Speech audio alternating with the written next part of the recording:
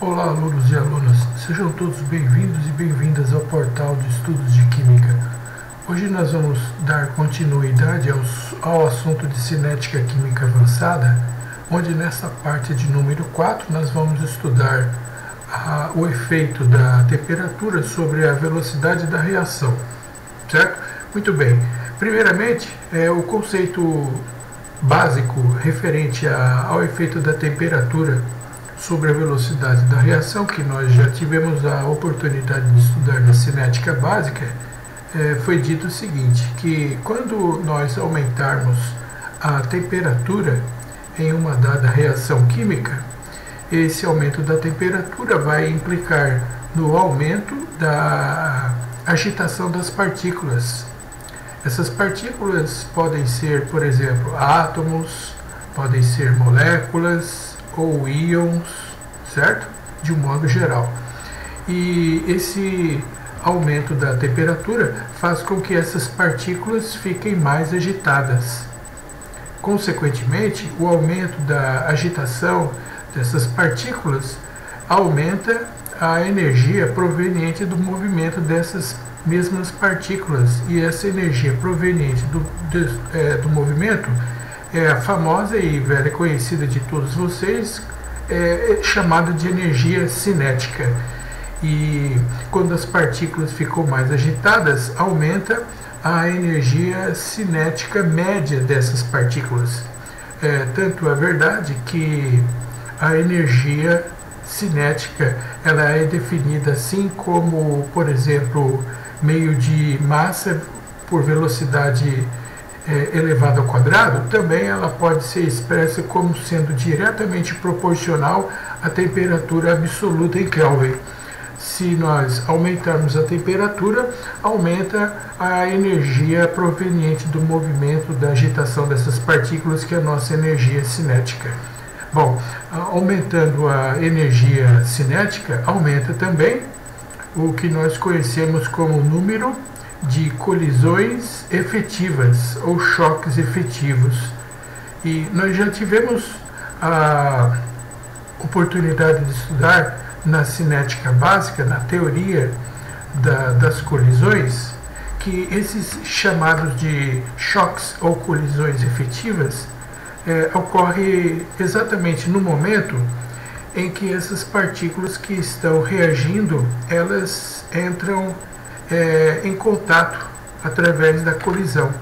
Então, digamos que eu represente aqui, nesse exemplo, a colisão entre duas moléculas, uma vermelha menor e a outra azul, uma maior.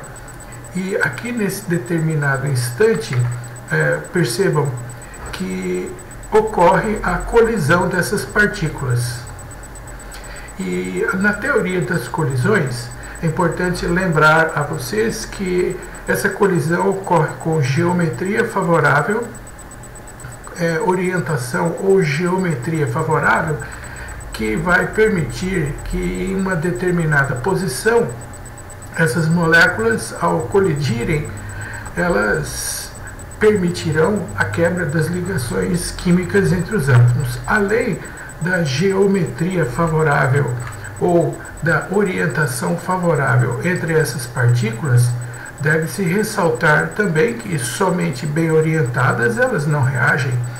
É necessário que exista uma energia mínima suficiente para ocorrer a quebra das ligações. Essa energia mínima e suficiente para ocorrer a quebra das ligações é o que nós chamamos de energia de ativação, certo? São essas chamadas condições essenciais para ocorrer uma reação química. As moléculas devem estar bem orientadas e com energia mínima suficiente para que no momento da colisão ocorra o chamado de choque ou colisão efetiva. Aqui está, que é o momento na qual, quando essas moléculas colidem-se entre si, permitirá a quebra das ligações químicas entre os átomos, e a posteriori os átomos se separam, a energia potencial vai diminuir e isso vai implicar na formação dos produtos. Aí, consequentemente, se aumenta a frequência do número de choques efetivos, vai aumentar também, por consequência, a velocidade da reação química no que se refere à formação dos produtos. Aumentar a velocidade da reação implica dizer para vocês que vai ocorrer a reação em menor tempo. Diminui o tempo da ocorrência da reação química. Bom, senhores e senhoritas, aqui está digamos assim, o resumo referente ao conceito de cinética química sob o ponto de vista das colisões efetivas, da teoria das colisões, que nós já vimos no estudo referente à cinética básica, ainda presente nesse canal. Resumindo, o aumento da temperatura implicará no aumento da agitação das partículas, aumentando assim a energia proveniente do movimento, que é a chamada energia cinética. E, inclusive, essa energia cinética ela é diretamente proporcional à temperatura absoluta.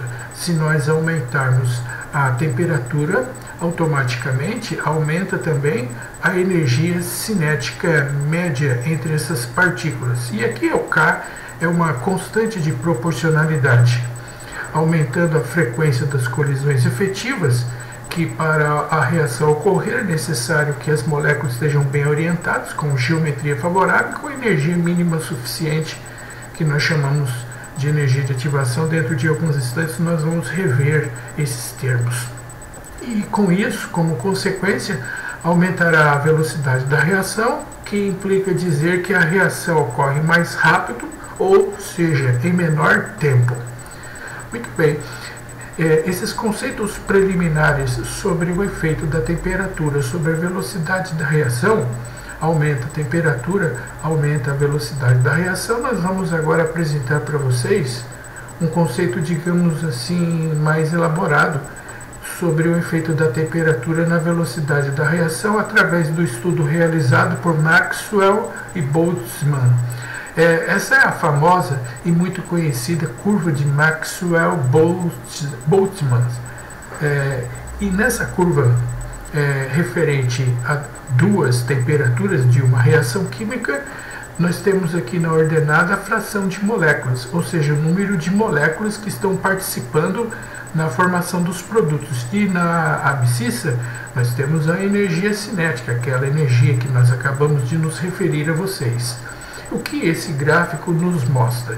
Bom, ele nos mostra o seguinte: primeiramente, eu gostaria só de lembrar a vocês que essa curva em azul, ele já está especificando aqui que ela é uma temperatura mais baixa, e essa curva aqui em vermelho ocorre esse mesmo experimento em uma mesma reação química, mas a uma temperatura mais elevada.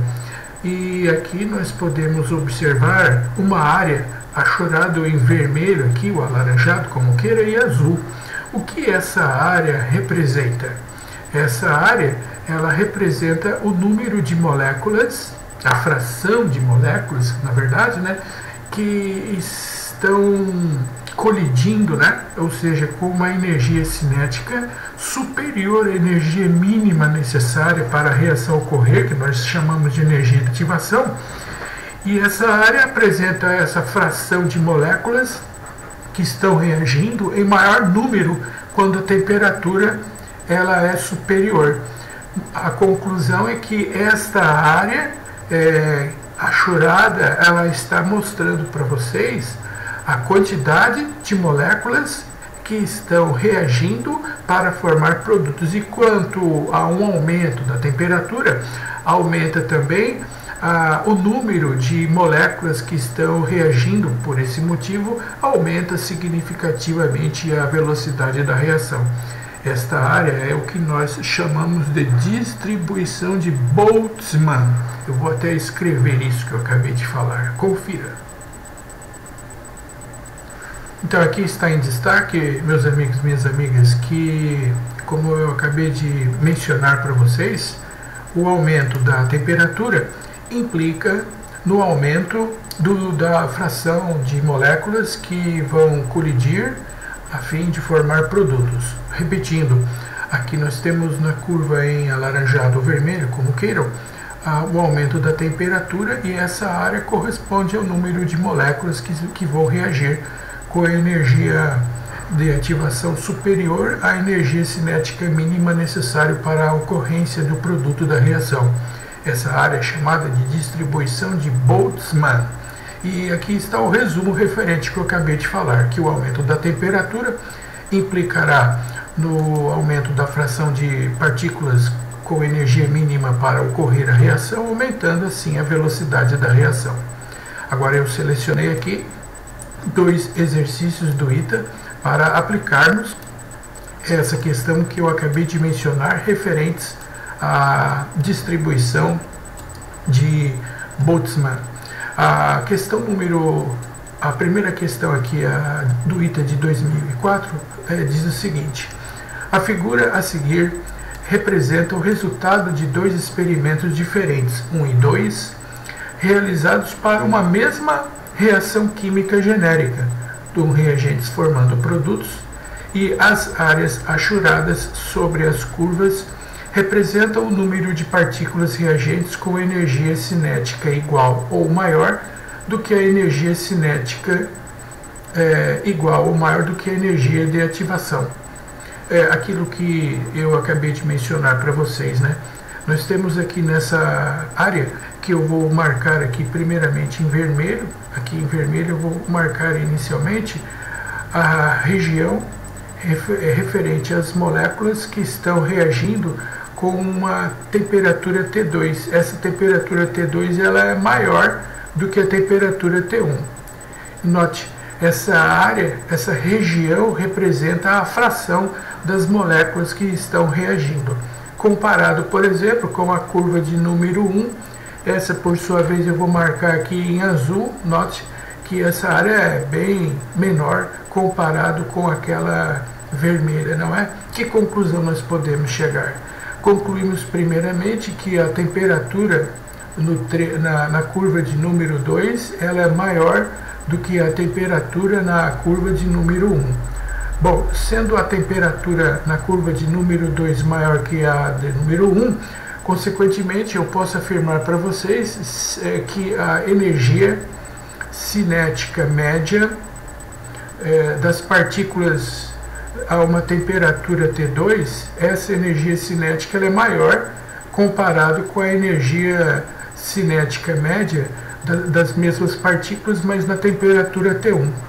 A temperatura T1 é menor que a T2. Consequentemente, podemos afirmar que a velocidade da reação na temperatura T2, esta é, por sua vez, maior que a velocidade da reação, da mesma reação, numa temperatura menor que a T1. Exatamente, é essa a conclusão. Nós podemos afirmar, segundo esse gráfico que vai mostrar para vocês, que o aumento da temperatura implica, consequentemente, no aumento da energia cinética relacionado ao movimento das partículas. Com isso, aumenta a velocidade da reação. Esse gráfico ele é mais, digamos, elaborado no sentido de explicar para vocês por que a velocidade aumenta devido ao aumento da temperatura.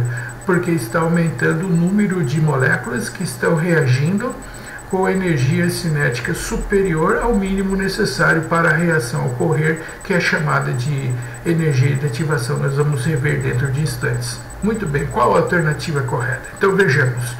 Alternativa letra A diz o seguinte: a constante do equilíbrio da reação nas condições do experimento 1 é igual à reação nas condições do experimento 2. Olha, esse gráfico ele não tem dados que me permitem afirmar algo a respeito do equilíbrio. Não dá para saber se essa reação está em equilíbrio ou se ela é uma reação irreversível. Não dá para saber. Não tenho dados no gráfico que permite responder esse item. Na letra B, eu posso dizer que a velocidade medida para a reação nas condições do experimento 1 é maior que no 2? Não, é o contrário. a velocidade no experimento 2 é maior do que do 1, porque no 2 a temperatura é superior. Alternativa letra C. A temperatura do experimento 1 é menor do que a do experimento 2? Sim, correto. A alternativa é a letra C, a correta. Por que não a alternativa letra D? O que impede que a mesma esteja correta? A constante da velocidade medida nas condições do experimento 1 é igual à medida no experimento 2? Não, é falso. Elas não são iguais. Dentro de instantes, nós vamos chegar às conclusões referentes da relação da constante da velocidade com a temperatura usando a equação de Arrhenius, dentro de alguns instantes. Aguardem, por favor. E a letra E. A energia cinética média das partículas medida na condição das condições do experimento 1 é maior do que a do experimento 2? Não, errado. O experimento de número 1, a temperatura ela é menor, consequentemente a energia cinética do experimento 1 é menor do que do 2, certo? Agora, eu peguei aqui uma outra questão também do ITA, mais recente, mas com um raciocínio bem parecido com esse que nós acabamos de mencionar. Essa próxima questão aqui também, o gráfico referente ao número de partículas que reagem com energia mínima suficiente, né? Que é o gráfico da distribuição de Boltzmann. Considere as curvas 1 e 2, que representam uma mesma reação química em fase gasosa, mas em diferentes condições. Aqui ele não menciona, mas já é do nosso conhecimento, que na primeira curva está a uma temperatura T1 e a curva de número 2 está a uma temperatura T2, sendo que a temperatura do primeiro experimento é menor do que a temperatura do experimento de número 2. Por quê? Você decorou isso? Não. Eu chego a essa conclusão devido ao número de partículas que estão reagindo. Aqui nessa área que eu estou destacando para vocês em vermelho, essa área corresponde ao número de partículas que estão com energia cinética superior ao mínimo necessário para a reação ocorrer, que é a energia de ativação. E notem que essa área contém um número de partículas bem superior comparado, por exemplo, a essa área em azul, bem inferior, né? Essa área em azul corresponde ao número de moléculas com energia mínima superior ao necessário para a ocorrência da reação a temperatura T1. Por isso que a temperatura T2 é maior do que a T1. Como nós já mencionamos no exercício anterior, logo eu posso afirmar que a energia cinética média das partículas que estão à temperatura T1 é menor do que a energia cinética média das partículas que estão reagindo a uma temperatura T2. E concluímos com isso que a velocidade da reação no experimento T2, onde a temperatura é maior, a velocidade no segundo experimento é maior, ou a velocidade do primeiro experimento é menor do que do segundo, como queiram. Essa é a conclusão que nós podemos chegar de acordo com esse gráfico conhecido como a distribuição de Maxwell-Boltzmann. A alternativa correta, então, como que fica? Letra A. Em 2, a reação ocorre na presença de um catalisador? Não mencionamos a presença do catalisador, que nós vamos falar dentro de alguns instantes qual é a sua finalidade. Essa reação, ela é endotérmica? Nós não temos dados aqui nesse exercício que permite determinarmos se ela é endo ou se ela é exotérmica. Assim como não temos dados que permitem deduzir se a reação é de primeira ordem, ou de segunda ordem, ou de ordem zero. A alternativa D. A temperatura no trecho 1 é menor do que a do 2? Sim, correto. A alternativa correta é D de dado. A constante da velocidade em 1 é maior do que em 2? Não, a constante da velocidade dependente da temperatura, nós vamos ver dentro de instantes na equação de Arrhenius, diz o seguinte, que a constante da velocidade aumenta com o aumento da temperatura. Então, como a temperatura no trecho 1 é menor, então a constante da velocidade no trecho 1 também é menor, certo? Então, vocês viram na aplicação dessa curva, conhecida como a curva da distribuição de Maxwell-Boltzmann, desculpe, me enrolei aqui para falar o nome do Boltzmann. Esse gráfico ele mostra então o seguinte, que o aumento da temperatura implica no aumento do número de partículas que vão reagir com a energia cinética mínima superior à energia necessária para a reação ocorrer, que é o que nós chamamos de energia de ativação. Então, o que é energia de ativação? Energia de ativação é a energia mínima necessária para que a reação ocorra. Nós já tivemos a oportunidade de estudar na cinética básica isso que eu estou falando, mas apenas para recapitular, eu quero aqui colocar dois gráficos, uma à esquerda de uma reação endotérmica. Quando que a reação ela é endotérmica? Quando aqui eu tenho nesse patamar a energia referente aos reagentes, à sua esquerda, e nesse superior a energia referente aos produtos. E uma reação ela é endotérmica quando a entalpia, a grandeza que vai medir a energia dos reagentes, é menor do que a entalpia, ou seja, a energia que vai medir o conteúdo energético dos produtos. Quanto a entalpia dos reagentes é menor que dos produtos, nós teremos aqui uma variação de entalpia que vai sempre dos reagentes para os produtos. Esse é a direção, é o sentido da reação. E como vocês podem ver, essa direção implica no ΔH, na variação de entalpia. E esse, por sua vez, ele é positivo. E essa é uma outra característica de uma reação endotérmica. Além de apresentar uma entalpia dos reagentes maior que dos produtos, menor que dos produtos, a variação de entalpia é maior do que zero. Mas o que nos interessa nesse momento é medir a chamada energia mínima necessária para a reação ocorrer, que é dado por esse segmento aqui, esse intervalo.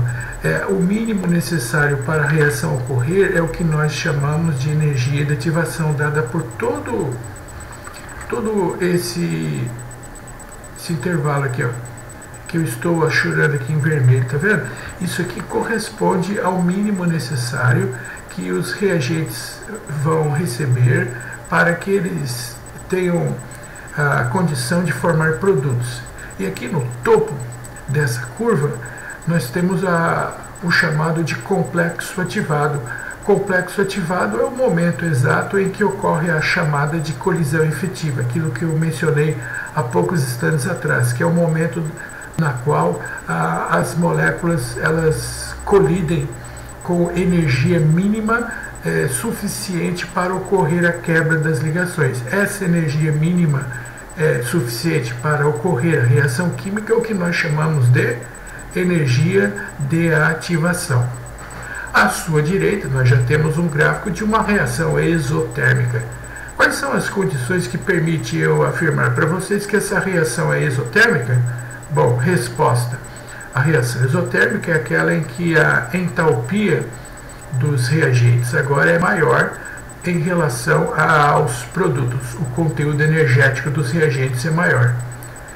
Um outro detalhe importante que vale a pena frisar também, além do fato de que os reagentes têm uma variação de entalpia maior do que dos produtos, a variação de entalpia, que é o nosso ΔH, essa variação de entalpia agora ela é menor do que zero. Observem aqui, esse é o sentido da variação de entalpia do ΔH. Ele vai dos reagentes até os produtos da reação. E esse, por sua vez, é negativo. Aliás, essa é outra característica para identificar uma reação exotérmica. Ela tem a entalpia dos reagentes maior que os produtos e a variação de entalpia negativa. Tá aí o mínimo necessário para a reação química ocorrer, o que nós chamamos de energia de ativação. Bom, a energia de ativação é dada por esse intervalo aqui agora que eu vou marcar em azul, certo? Isso daqui corresponde ao mínimo necessário para que as moléculas consigam reagir. O mínimo necessário para que as moléculas consigam reagir é o que nós chamamos de energia de ativação. Agora, se nós compararmos, por exemplo, esse intervalo aqui da energia de ativação da reação exotérmica comparado com o da reação endotérmica, nós podemos perceber que esse intervalo aqui da reação exotérmica ele é menor, né? Sim, ele é menor, mas o que implica, o que quer dizer a energia de ativação sendo menor? Bom, fazendo uma analogia, é como se tivéssemos, por exemplo, uma prova onde os reagentes da reação endotérmica e os reagentes da reação exotérmica vão participar de uma prova campestre, que é chegar no topo de uma montanha.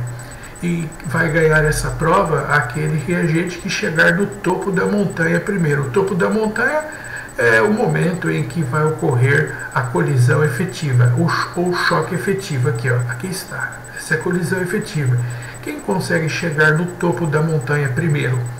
Resposta: os reagentes da reação exotérmica, porque a trajetória é menor, né? Eles vão gastar menos energia, consequentemente eles atingem o topo mais rápido. Conclusão que nós podemos chegar é a seguinte: quanto menor for a energia de ativação, maior será a velocidade da reação, certo? O que é energia de ativação, então? Recapitulando, é o mínimo necessário que as moléculas, a energia mínima necessária que as moléculas necessitam, que vai permitir com que a reação química ocorra. E a relação importante que todos devem saber é essa: quanto menor a energia de ativação, maior é a velocidade da reação. A reação se processa mais rápido, ou seja, em menor tempo. Ok?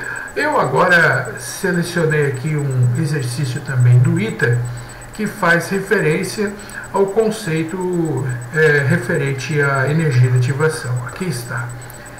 Essa questão do exercício número 12 do ITA.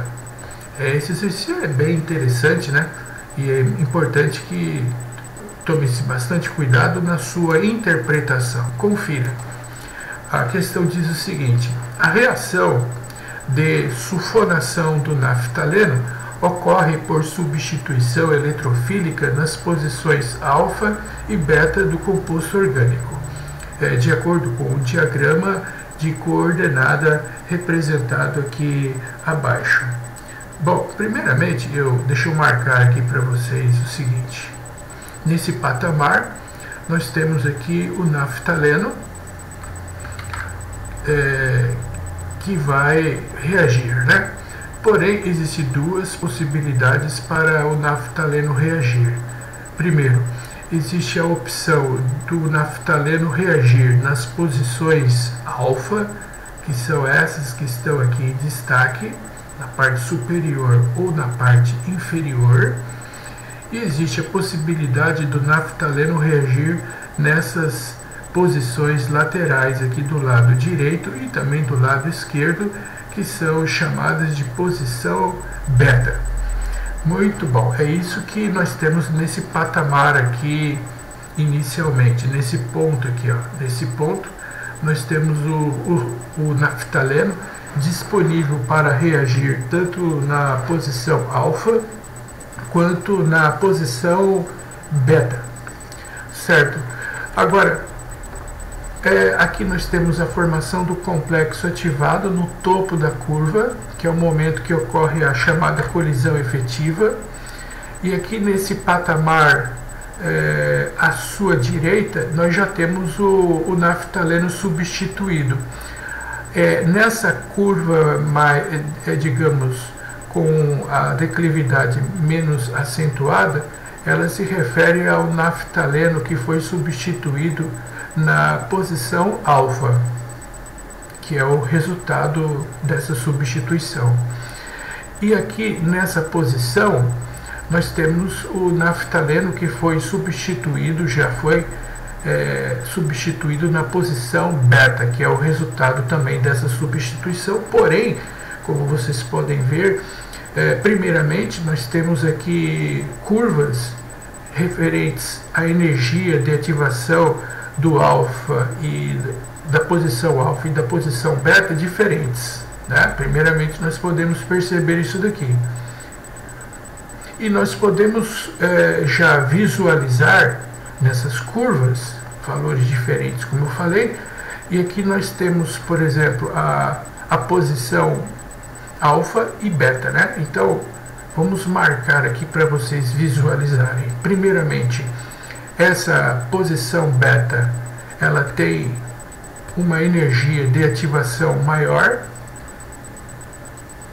Isso daqui eu vou escrever como energia de ativação é o mínimo necessário para o naftaleno reagir na posição beta. Contrapartida, aqui nessa energia de ativação, digamos, menos acentuada, nós temos a energia de ativação mínimo necessário para o naftaleno reagir na posição alfa. Ok? Bom, primeiramente, com relação às afirmações a seguir. Primeira afirmação: essa reação do naftaleno, tanto na posição alfa quanto na posição beta, ela é endotérmica? Bom, vamos traçar aqui o ΔH, tanto da reação na posição alfa quanto na posição beta. Vou marcar aqui para vocês. Esse daqui é o do beta e esse daqui é o do alfa naftaleno.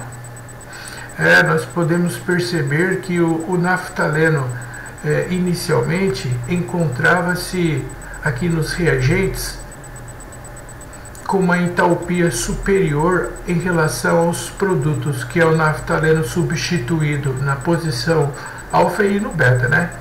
Então, nesse caso especificamente, o ΔH, que eu vou marcar aqui para vocês em vermelho, esse daqui é o ΔH do naftaleno ao ser substituído na posição alfa, negativo. Vou marcar aqui em azul agora o ΔH referente ao naftaleno que foi substituído na posição beta. E como vocês podem ver, ambos são negativos, indicando que a reação ela é do tipo exotérmica. É falsa, essa afirmação está errada. Então vamos marcar aqui. Com base no diagrama, podemos afirmar que a sulfonação do naftaleno, tanto na posição alfa quanto no beta, ela é exotérmica. Afirmação número 2. Posso dizer que a posição alfa do naftaleno ela é mais reativa do que a do beta naftaleno? Bom, podemos ver aqui o seguinte, que a posição alfa ela tem uma menor energia de ativação.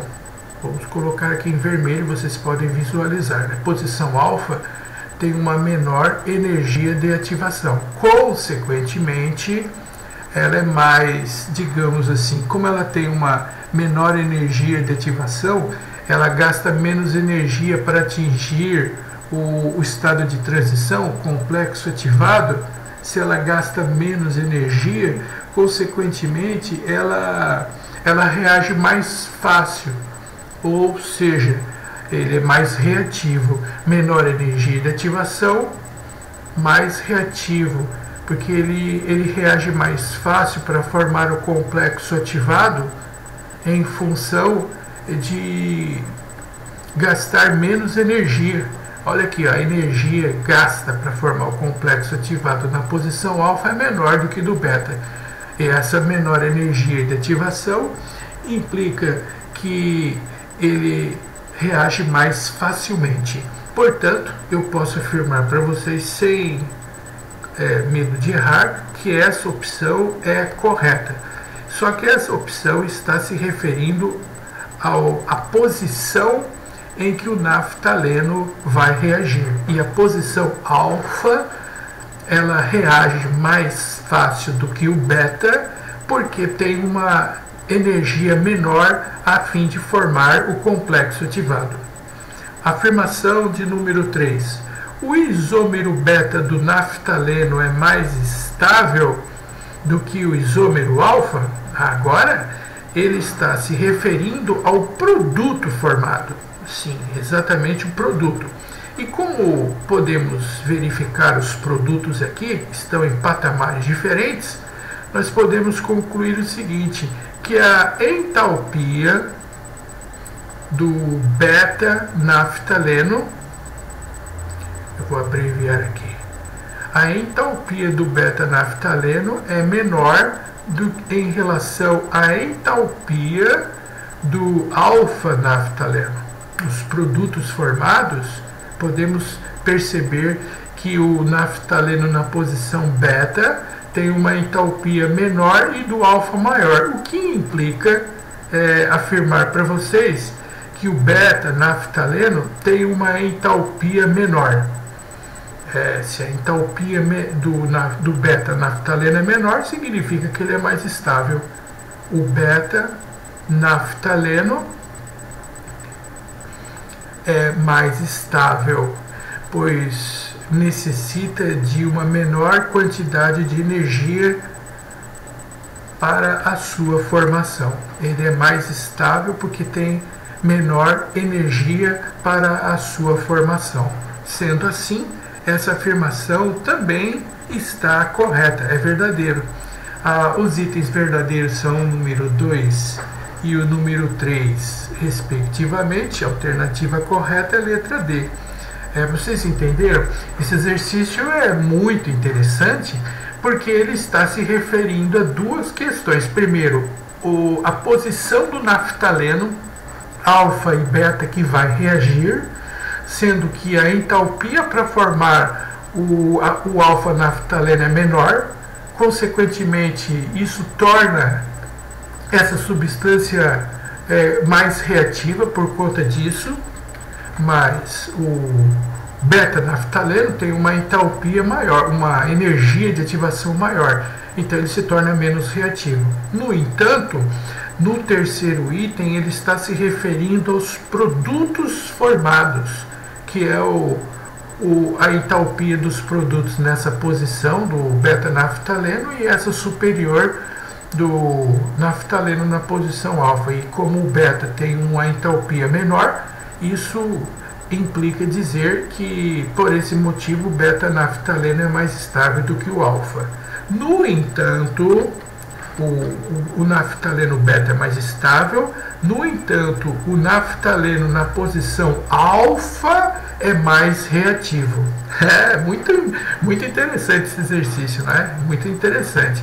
Tomem cuidado com a interpretação. Esse exercício do ITA, fazendo referência ao conceito de energia de ativação. E agora nós vamos continuar com um estudo referente à presença do catalisador. O que o catalisador propicia, o que ele faz na reação química. Bom, aqui à sua direita eu tenho um gráfico de uma reação de síntese da amônia, onde eu posso perceber que nesse gráfico a entalpia aqui dos reagentes, que é do N2 e do H2, ela é maior do que a entalpia dos produtos. Sendo assim, imediatamente eu já venho aqui e coloco a variação de entalpia, que é o ΔH. Como vocês podem ver, o ΔH ele é negativo, indicando que essa reação ela é isotérmica.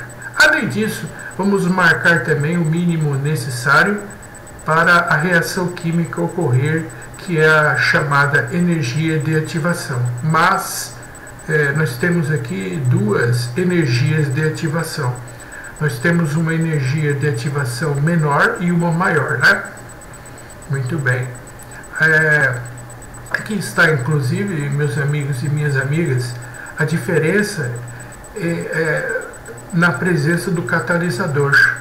O catalisador é uma substância química que é adicionada à reação para propiciar que a mesma ocorra mais rapidamente. E quando o catalisador está presente na reação, ele vai proporcionar isso daqui, ó. O catalisador ele vai diminuir a energia de ativação. E como nós vimos há poucos instantes, quanto menor a energia de ativação, maior é a velocidade da reação, certo? Agora, quanto menor a energia de ativação, maior a velocidade da reação, consequentemente, esta é a função do catalisador.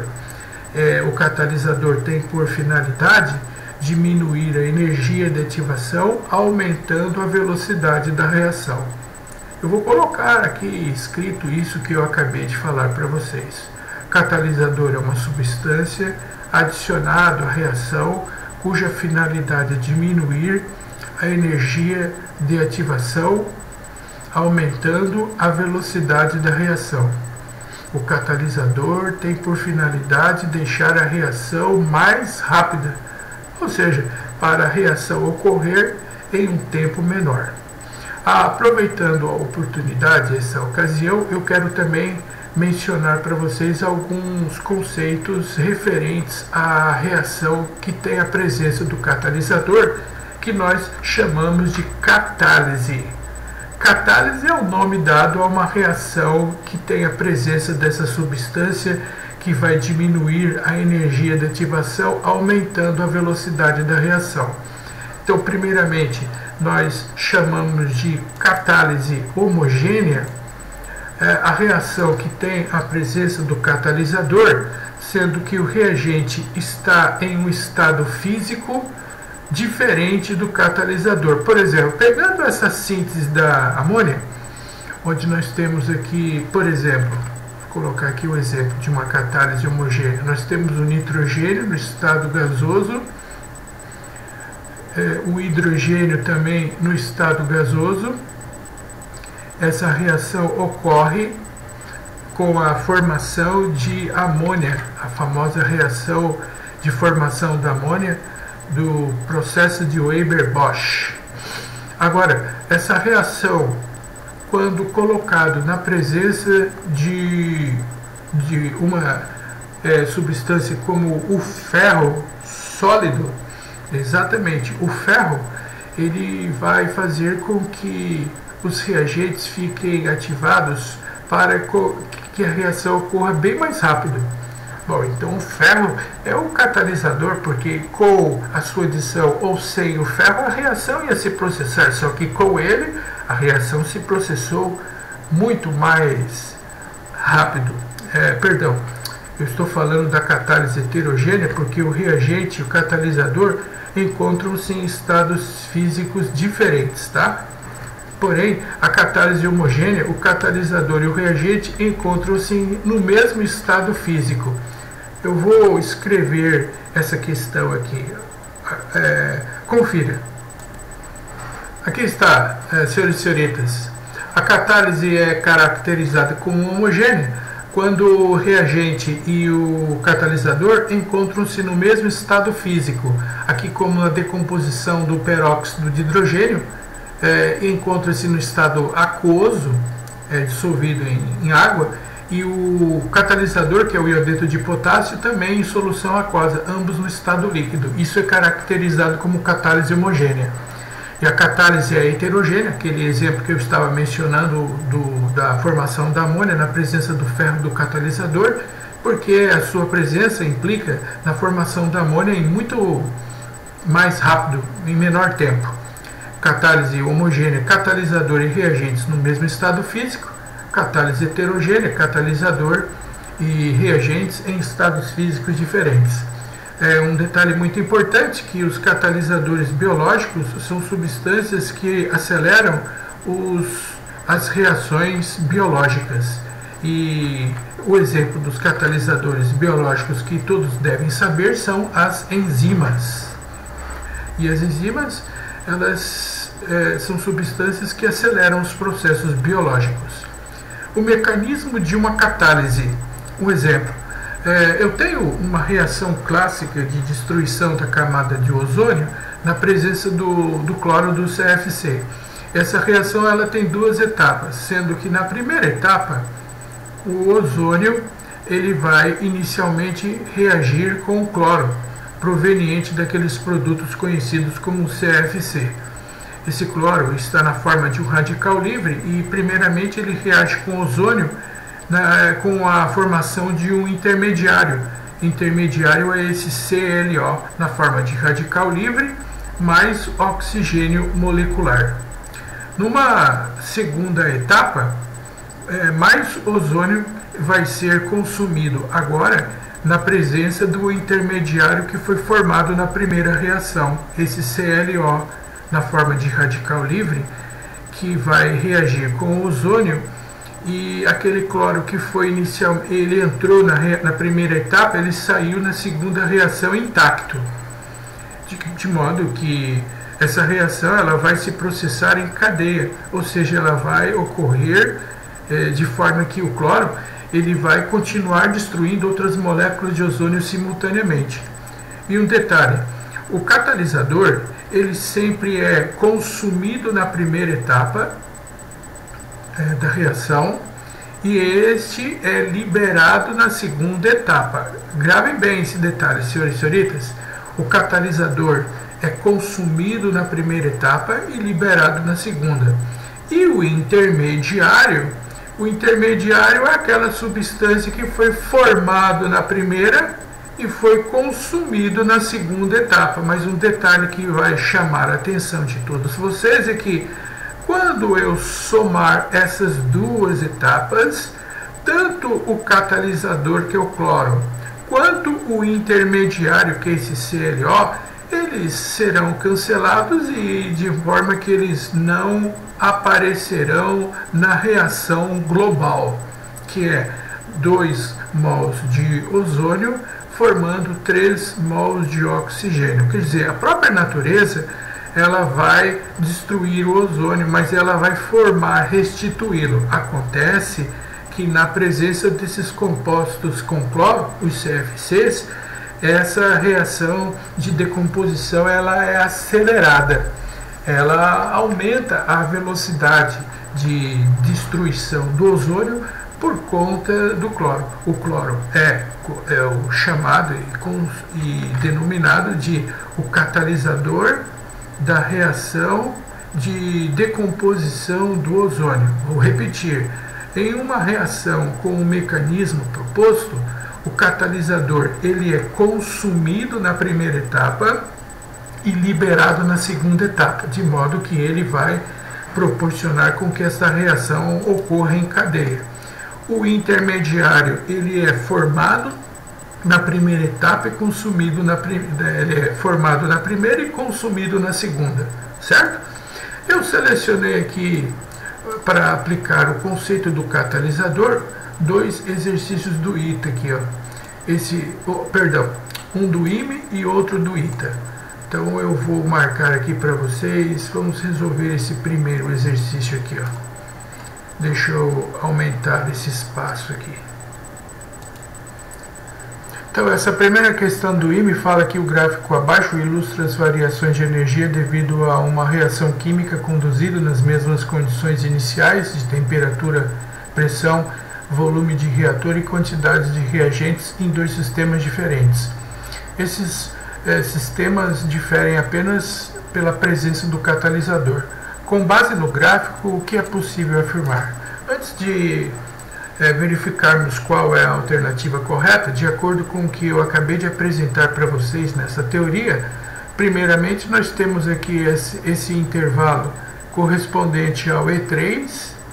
Isso indica para você a variação de entalpia, o ΔH, dessa reação genérica, e esse, por sua vez, ele é negativo, indicando que essa reação ela é exotérmica. Primeira conclusão. E3 negativo, ΔH menor do que zero, reação exotérmica, mesmo porque a entalpia aqui dos reagentes, que está nesse patamar, como vocês podem ver, é maior do que a entalpia dos produtos da reação, que está nesse patamar à sua direita. Agora o mais importante está aqui, senhores e senhoritas, o intervalo que corresponde à energia de ativação. Nós temos o intervalo E2 maior, que corresponde à energia de ativação da reação sem o catalisador. E aqui nós temos o intervalo, vamos marcar numa outra cor aqui, vamos marcar, por exemplo, nesse amarelinho aqui. Não, o amarelo fica muito ruim, vou trocar de cor aqui, um instantinho, por favor. Então, em azul nós temos esse intervalo correspondente à energia de ativação da reação sem catalisador, e esse em alaranjado, menor, né, que é a energia de ativação com o catalisador. Lembrando que o catalisador tem por finalidade deixar a reação mais rápida. Com isso podemos concluir que a reação que corresponde à curva de número 1 se refere à reação que se processa mais rápido, então é maior velocidade. A reação da curva de número 1 ela ocorre mais rápido devido à presença do catalisador. Repetindo, o catalisador é a substância na qual tem por finalidade aumentar a velocidade da reação e diminuindo a energia de ativação. Qual é a alternativa correta? Vejamos, letra A. A curva número 1 representa a reação catalisada, sim, que ocorre com a absorção de calor. Não, aqui já está falso, aqui está errado. A reação ela não ocorre com absorção de calor, e sim com liberação, já que a entalpia dos produtos é menor e dos reagentes é maior, a reação exotérmica. Falso. Alternativa B. A curva número 2 representa a reação catalisada? Não, errado. É a curva de número 1, que é a reação catalisada, e outra coisa que está errado é o fato de ter dito que a reação ocorre com absorção de calor, e não ela é exotérmica, ocorre com liberação de calor. A curva número 1, na letra C, representa a reação catalisada? Sim, com energia de ativação dado por E1 mais E3? Não, aqui está errado. A energia de ativação é dada somente por E1. Então, essa afirmação aqui está errado, o fato dele ter dito que é o E3, é somente o E1. Alternativa letra D. A curva 2 representa a reação não catalisada? Sim, que ocorre com liberação de calor, correto, e a sua energia de ativação da reação da curva 2 é dado por E2 mais E3? Não, errado, somente por E2. Então no item D fica falsa essa opção, porque não é utilizado a energia E3, somente o E2. Sendo assim, a alternativa correta é a letra E, e vamos conferir se de fato ela está correta. A curva número 1 representa a reação catalisada, certo, que ocorre com liberação de calor, correto, e a sua energia da reação catalisada é dada por E1, correto. Está aí a aplicação de um exercício da presença do catalisador do IME. Agora eu escolhi aqui uma outra reação, um outro exercício que se refere a uma questão do ITA agora, utilizando essa linha de raciocínio. Confira. Um equilíbrio químico genérico representado por A mais B em equilíbrio com C mais D pode ser discutido em termos de um diagrama do tipo apresentado abaixo. Bom, e de acordo com esse diagrama, o que nós podemos deduzir? Primeiramente, nós podemos deduzir que o ΔH da reação é dado por esse intervalo aqui, representado pela letra Z. E Vou marcar aqui essas cores um pouco mais acentuadas. Confira, por favor. Aqui está a variação de entalpia, e essa por sua vez, como o reagente tem uma entalpia maior que os produtos, então o ΔH é negativo, então essa reação genérica é exotérmica. E aqui está esse pequeno intervalo em azul, corresponde à energia de ativação sem o catalisador. Agora, a pergunta, qual das opções abaixo explica o comportamento observado da adição de um catalisador? Ah, muito bem. O que o catalisador faz? Nós vimos então, há poucos instantes, que o catalisador tem por finalidade diminuir a energia de ativação. Então, digamos que essa é a energia de ativação da reação sem catalisador, não é? Quando eu coloco o catalisador, é isso aqui que o catalisador faz, ó. É isso daqui, ó. O catalisador tem por finalidade diminuir a energia de ativação, diminuindo a energia de ativação, aumentando a velocidade da reação, deixando a reação mais rápida. Aqui, nesse intervalo em vermelho, nós temos aqui como é que ficaria a energia de ativação dessa reação genérica com a presença do catalisador. Essa é a finalidade. O catalisador ele diminui a energia de ativação e assim ele aumenta a velocidade da reação. Nessa figura, o catalisador ele vai alterar esse segmento indicado por Y. E ele vai, das opções observadas, a adição do catalisador, ele vai diminuir o Y. Ele não altera o X, o catalisador não altera o ΔH, então o X permanece inalterado. Ele não diminui o Z, ou seja, a entalpia aqui dos produtos também não altera em função da presença do catalisador. Ele somente vai diminuir esse intervalo indicado pelo Y, porque notem, como ele era original em azul, né, e quando colocou o catalisador, ele diminuiu, deixou de ser esse intervalo em azul e passou para esse vermelho, ou seja, ele alterou esse comprimento Y, diminuindo ele. A alternativa correta, portanto, para essa questão do ITA é a alternativa letra C, certo? Aqui estão dois exercícios que fazem referência à presença do catalisador em uma reação química. Qual a finalidade do catalisador? Diminuir a energia de ativação, aumentando a velocidade da reação, certo? Bom, no próximo vídeo, na parte de número 5, nós vamos estudar a equação de Arrhenius, que relaciona a temperatura constante da velocidade e energia de ativação. Até a próxima aula, que, digamos, esse é o tópico mais recorrente na prova do ITA, sem dúvida nenhuma. Mas eu não vou fazer esse estudo nessa aula, porque ela já ficou muito longa, e eu vou fazer isso à parte. Até a próxima aula. Muito obrigado.